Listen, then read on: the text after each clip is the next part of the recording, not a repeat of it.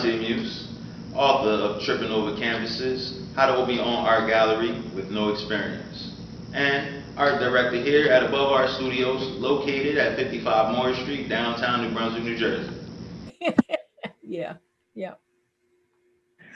So in your position, you you write a lot of grants. Am I correct? Yes, I do.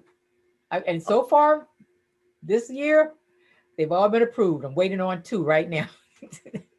I, I'm so, very successful this year, not every year, but this year. Yeah. so with the grants, so you're essentially just find any applicable grants to Yeah, your you do the research. You have to do the research. You have to look for them. Yeah, you have to look for what you need. Like right now, I'm on the lookout now. I'm also producing at my job at the Bayshore Center. I'm producing a film that's called Traditions in Transition, colon, who is shucking now? Because we're all about the oyster industry down our way. And the shucking houses were really big. And it was the African Americans who were brought up from uh, the Eastern Shore, of Maryland, to shuck. And now there's not as many shucking houses, but the shucking houses that are there, I want to know who's shucking now, because I'm pretty sure it's not the African Americans. Might be one or two, but I'm pretty sure we can figure that it's probably either the Hispanics and Asians, or maybe just all Hispanics. But I want to really let people know, we all know as a people, we know why we're probably not shucking anymore. It wasn't passed down to the yeah. to the kids because we want better for our kids. But I want the world to know what it used to be like, what it is now, and why the transition between the culture of who was there and who's there now. So I'm producing that. So I've gotten 70 about 70% of that already financed. I'm just trying to find the rest of that now. Beautiful. Yeah, Yeah, that's lovely to yeah, hear. So grants can be a huge resource and source of income for artists. And on this podcast, one of the biggest things, what we're all about is entrepreneurship. And pay the artists. Um, how can an artist go about learning how to write grants, or how to get the proper verbiage, or maybe find some resources that can help them in their pursuit to fund their art careers? um there was a time when I would say that I look to artists to do the art, to do the work. And I used to feel that artists should let the management arm do all the other stuff. Stay creative. Mm, Business wise, I like to think that that's why in the music industry, that's why the musicians have a whole team. yes. Okay. Okay. And even in the visual arts, sometimes there's a team, the team to promote them, team to help them find sponsors, uh, like in the old days, have salons where they have a benefactor who just gives them money for their art, for their supplies and stuff back in the old days. Um, and that's what I would normally say. But I know that today a lot of people want to do their own thing. And it is harder when you're an artist, it is harder to sell yourself. You know what I Yeah. mean? Even in a grant, you got to sell yourself in the grant. So you almost, as an artist, you almost have to step outside yourself and not be as looking at it from a personal side, because you need the money and everything, and look at it to say that you're doing it for this artist over here. This is the art part of you over here, and that you got to write it so that it makes sense for that person over there. And you write to the reader, by the way. You always write your grants to who's receiving it, who's going to be reading it on the other side. Now, there are plenty of, and I'm saying there are plenty of, I don't know so much about visual arts, but I know performing arts. There are lots of fellowships, and there are lots of what do you call them? I'm going to say retreats, places where you can apply to go do your art. Like, let's say you're working on a collection of you're trying to finish your next show, your next art exhibit, and your studio is already full of stuff, and you just need to get away. You just need to get away to clear your head and work on some pieces that you're having some problems with. I know that people who write, they do that a lot. There are places that you can look up online and try to find, and they give you money to even come. They give you money and let you come and stay at their places and you're there with other artists, so you get to commune with other artists as well. Artist retreats, that's what they think they're called. Yeah, retreat houses and stuff, and actually do your work. And that will help you as well, because that frees you up from and there are places that also give you money for that too as well, just money, so that you can survive on this for a little while. But you just have to do the research, or get with somebody who will do the research and do the work for you, but then, and I'm not a proponent of people getting grant writers and pay them a part of the grant. I'm not for that. I'm a grant writer, but I would never say that I'm going to get my cut out of this grant. I want 10% of whatever I raise for you or whatever. I feel like just like artists should set up their fee, then a grant writer should just set a freaking fee. So if you're going to go with a grant writer, make sure you get a cut and dry fee. Don't get them to promise you they're going to raise this money and I want this percentage of that money. That money should be for you. You should be, if you're going to willing to pay somebody, you pay them for what they're worth, just like you want somebody to pay you for what your stuff is worth. So I'm a believer in you can always negotiate, but you still start off with what you ask them, what they charge, but if they say they want a piece, I want 25% of what I raise for you. I'm not for that. To me, it should be a little cut and drier than that, but there's grants out here for individuals as well. I know about the New Jersey State Council on the Arts grants, right? Yes, Yeah. I do. Yeah, but there are others. You just have to. It takes research. It does take research. Yeah. Is that like a common practice, the percentage thing? I have heard that it has been. I thought it was poo-pooed on, but somebody recently asked me, how much cut do you take of your grants that you write? Somebody asked because they wanted me to write a grant for them, and they just assumed that's what I was going to do. But I thought I remembered that was poo-pooed upon by the powers that be, like the grantee, like the funders, okay. Like if you were telling a funder you were getting a grant writer, and I don't know. But I don't know. I don't quote me on that, but I think it's a bad practice. Yeah, because essentially you're saying I'm going to use this money for this, and I'm sure it's not being written in that you're going to use it to pay the grant writer, which means that's misappropriation of funds. Right. So. But I know for a fact that's how it used to be. The people and there's still probably some people out here doing it. I'm not going to be surprised, but that's a no-no to me. Okay. I'm just saying that. Give us maybe some type of range, or like what should we be looking to pay, for a grant writer? I'm asking because I need one. So I don't know that I would have to. I think that's something else that needs to be researched. I think if I were doing it, I would just base it on my relationship with the person, how much time I had on my hands, how hard it was going to be to do the work.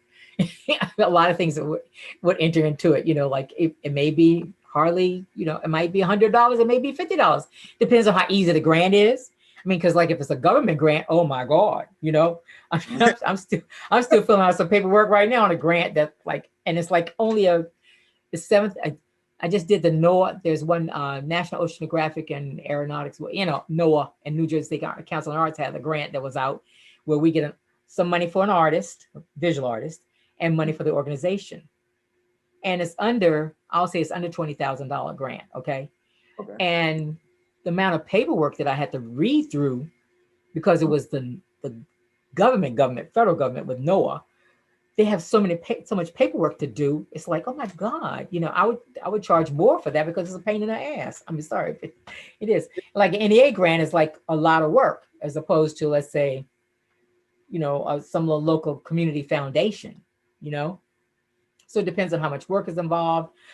Some people charge by the hour, but me, I would base it on how much time I had to give to it, and if it's hard or going to be easy to do, because some things you can just kind of like just go, you really can. Don't let anybody fool you. Some of these can be pretty easy to write. So when you get hired as a grant writer, the person looking for the grant typically knows what grant they're looking for when they ask you to write it, or they just. And now your sound went out, but I did hear you. I read your lips. But I would say that it depends. Sometimes it could be the person already knows what grant they're trying to do. The artist would know the grant and then ask for help, or they'll want somebody to help them find the grants. So there again, that would depend on how much time a grant writer would have to look up the grant, review the grants, to look for the grants. I'm always on the lookout for grants, and I have I have friends. I have friends who say, who tell me there's something they're working on, and sometimes I'll just go. Case in point, there's a mural artist, and I don't know if you know her. Her name is Kelly Privard. No. Okay, she's out of Atlantic City. Okay. Okay. Now Kelly's in Atlantic City, and I remember when I first, and she beautiful work. You can look her up when you finish. Okay, Kelly with the EY, Kelley, Prevard. Do you know Travis Love? The name sounds very familiar. Okay, he's up that way. Anyway, but he also works for Rutgers now. No, works for Stockton now. But anyway, it's Travis's sister. Kelly had when I first saw Kelly's work, I fell in love with it, and I said we were doing a play with her brother was directing a play I was in, and I said, Kelly, I said, these are beautiful. Are you, how much are you charging for these? And they're big works. They're big. She has big paintings. And so she says, oh, I can't part with them. I can't part with them. Right. And I said, girl, you could, right. So I said, girl, but people are going to want this stuff. They're going to want it because it's beautiful. And so people were asking for it. And I remember she finally emailed me and told me that she was finally selling one and she was doing some more. And I said, people will commission, they'll commission work with you. She said, people would. And now, what she's just painting her behind off. And so she's got murals and stuff in Pleasantville and Atlantic City. She's done a lot of murals, and I don't know how to get the money for it. But I saw that New Jersey State Council on the Arts and NOAA, the one that I was just talking about, they have a call for visual artists. Yes. So I sent that to her. I'm saying, look, hey, check into this. I sent her another one. I saw, check into that. She hasn't asked me to write anything, but at least I'm feeding her grants. So if you're a friend of mine, someone who doesn't have a lot of time, I don't have a lot of time to write them, but she hasn't asked me either. But I mean, it depends on who your relationship with me and with whomever you're going to approach. To me, it depends on what they want to charge. And so I'll send people grants if I see them. And then I'll start looking for her. I just started looking. I said, oh, let me look and see if I find anything else for her. Because I really want her, I want her to be fruitful and multiply. I want her to be great, Yeah. Oh, nice. I want to be a friend. I got to see more of your work now. I got to see your work, but I have to check you out. That your work behind you? Basquiat? Is that behind you? Yeah. This is a Basquiat piece, but this is not my piece. This is a huge piece, actually. Yeah, too. it is. Okay. It's 8x8, but no, that's not my piece. Okay. I do a lot more of art administration now. Okay. I know the feeling. Yeah, I mean, it's fine. I get my creative expression out actually in different mediums now. I very rarely draw and paint unless I'm being commissioned or working. Like I just did some work with New Brunswick Arts Council and the Windows of Understanding project. But unless it's things like that, somebody asks me specifically to do it, like I've been writing. So that's been how I've been getting my release and everything. Yeah. So. And when I got back into arts administration, I got my visual arts Jones through the marketing pieces. Okay. Yeah. I didn't create them, but I was creative enough to tell my graphic designer what I wanted. Do you know what I mean? And what I wanted visually, I can do that. I'm very visual when it comes to that. Yeah. And with these grants, is there any like keywords or buzzwords, anything that you could give us that might pipe it up a little bit to help us? It depends on what the grant's for and who you're writing to, and that's when you get your buzzwords. The key thing to me when you're doing a grant is to look at what they're looking for, why they're wanting to give a grant in the first place. So their guidelines, read their guidelines, because what they're saying in their guidelines and what they're looking for, then you play to that. You definitely play to what they're looking for. If you can't play to that, don't force it. That's another thing. Don't force it. You don't want to, like I said, when the guy told me my one arm was disproportionate to the other, you don't force it. If just because the king has money out here for you doesn't mean you need to have that king's money. You know what I mean? If it doesn't fit into what you're trying to do in your creativity, with your creativity, don't jump through the hoops because you just need the money, you know, unless you really need the money. You got to pay the light bill or something and you think that's going to get it for you, then, you know, but still, you know what I'm saying? I'd rather see an artist go and work at a laundromat and still do their art. Do you know what I mean? If it to pay the bills, instead of jumping through a hoop because there's some grant money out here. Okay. And the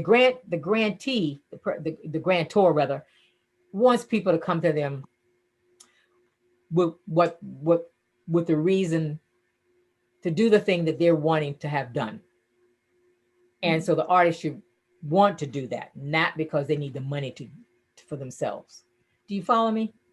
Am I making any sense? Making any sense? Okay. You know, if I think there was another question you'd ask about am I an artist or something? It was like, yes, but you can answer, but yeah, you told me. No, but it was something else. Oh, I think it was the difference between fine art and visual arts. That's what I wanted, because if I think about it from this perspective, if you are, and to me, when I think of fine arts, I think of fine arts as being done because the person who's doing it is doing it because they are creating solely for their expression to get out. You know, unless you're being commissioned, but it's still your expression. What's in you has to come out, and you're demonstrating it through your art, especially visual arts, okay, or your writing, but your visual arts, it's your expression. Fine art is definitely is expression, and it's for enjoyment as opposed to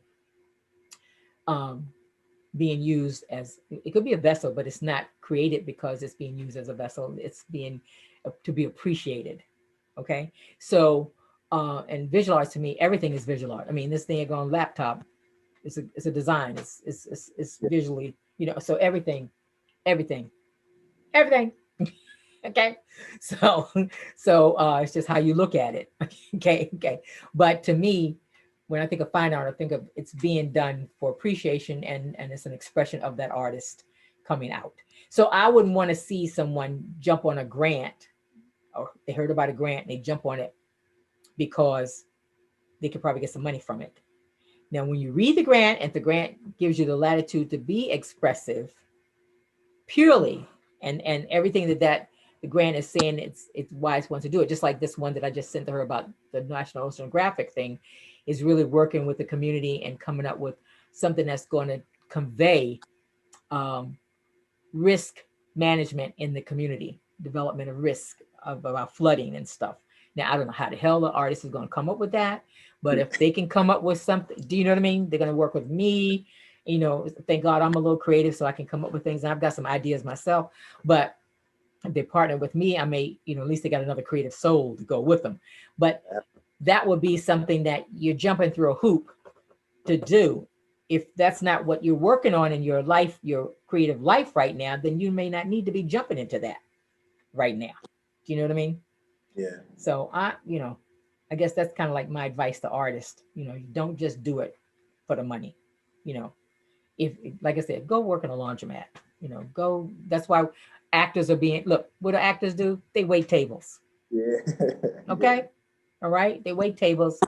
They, you know, they audition it to death, but they, you know, they wait tables and stuff like that. So just, you know, do your thing, do your creative stuff. The guy, this painting, this charcoal behind me, you see it? See? That guy graduated from college in arts. His name is Charles Williams. He lives in Kentucky or Tennessee now. He's my age bracket. But when I met him, he was in college, and I got him a couple of commissions. No, I didn't try to get him for him. It's just I turned him on to some people, and he got some commissions. And I got that out. That's my commission out of his commission, but I wasn't asking for it. He said, take some pictures. Anyway, but in the side, when he was in college, he had a little part-time job as security guard at the Ford plant in Virginia.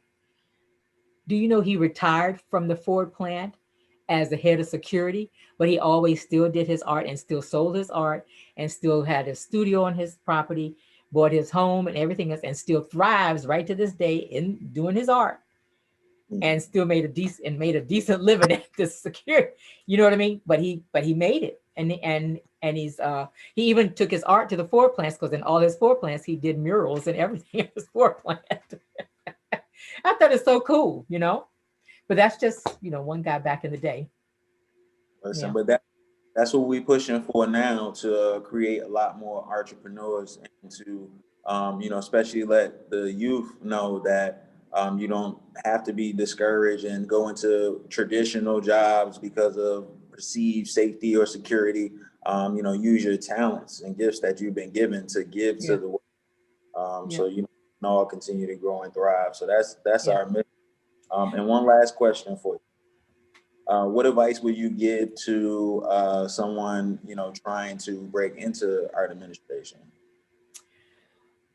First of all, understand that the arts is a business. Mm-hmm. Treat it as such. Even if Sure. it's nonprofit, it's a business. Okay. Yeah. I would also say, I wrote my notes on that one. Plan properly. Give yourself time to plan. Don't, you know, I find that some people think that they can turn something around in 4 or 5 weeks.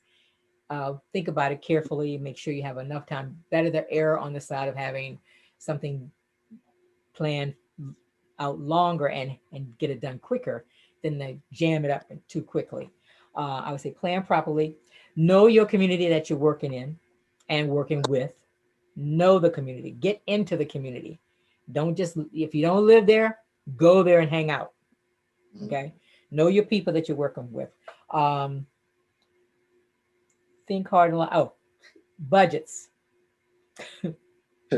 I love budgets. I'm a crazy person. I'll develop a budget before I even develop a timeline. Budgets and timelines.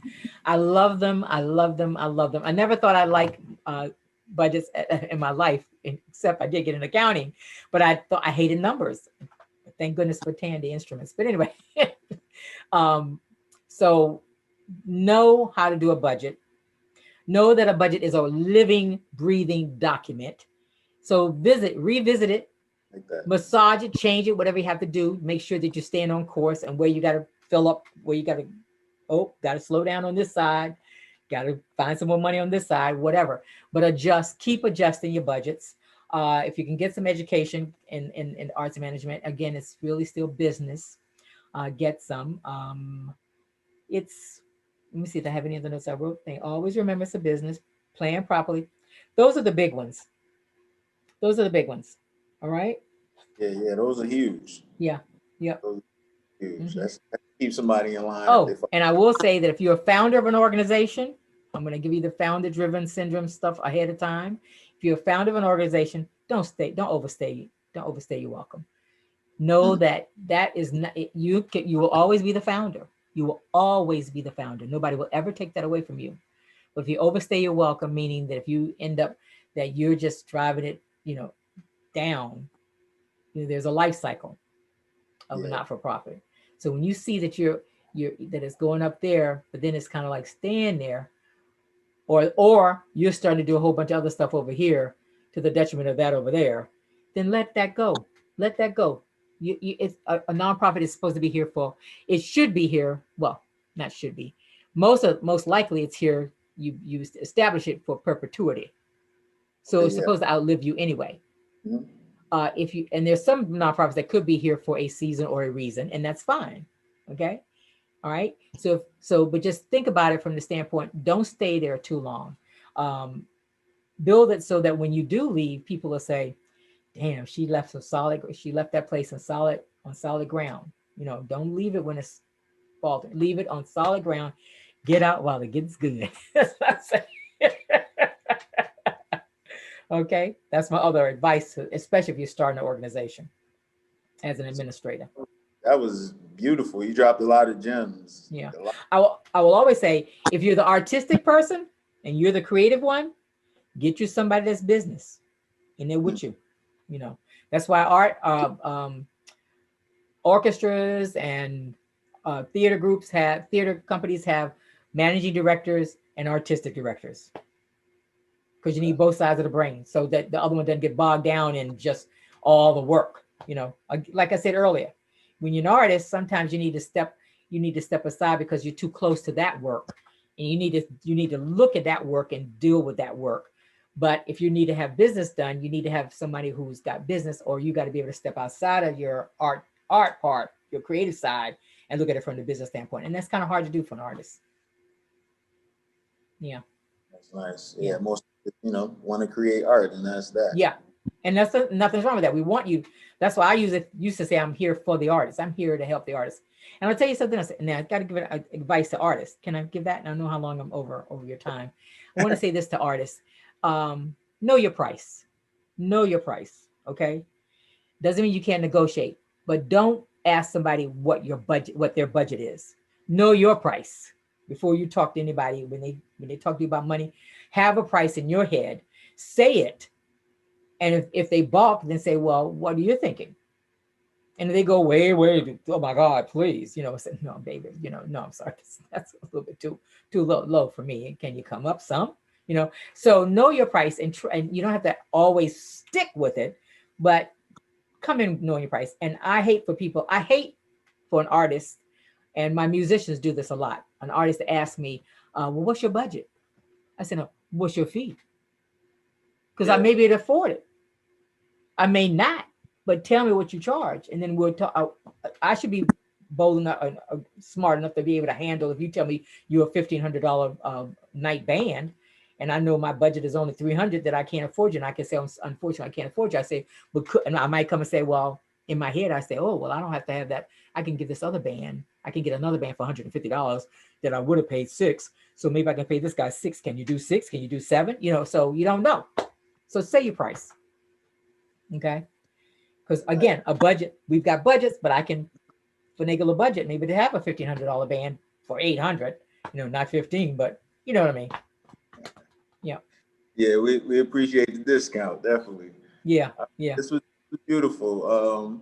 Thank you for joining us. We appreciate it. Okay. All right. Can I say one quote that I live by? Go ahead. Nothing is impossible to those who will and to those who love. Nothing.